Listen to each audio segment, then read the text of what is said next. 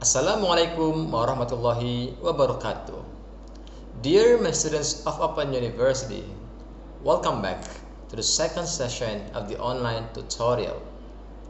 This week, we are going to learn about things in the office, basic writing mechanics, and descriptive paragraphs.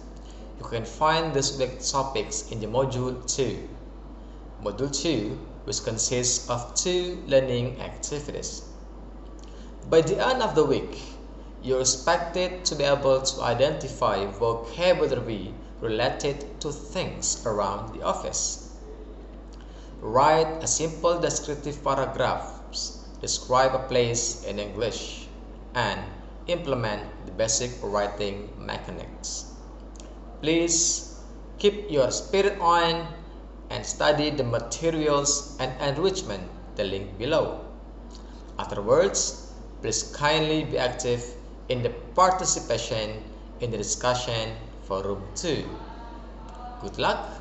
Assalamualaikum warahmatullahi wabarakatuh.